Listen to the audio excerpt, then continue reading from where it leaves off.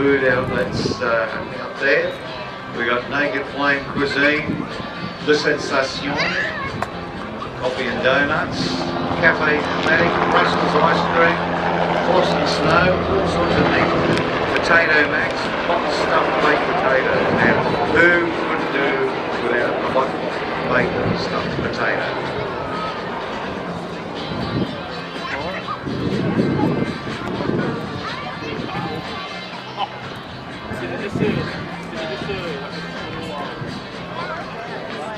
There's lots of things to do.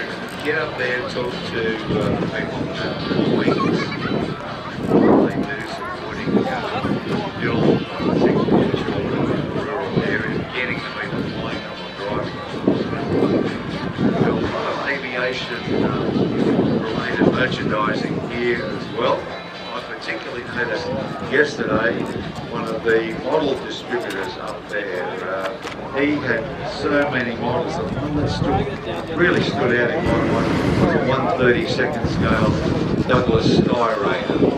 Now that is a huge aeroplane, so I can imagine what the built form would be. So get up there, have a look around what they're doing. As I said,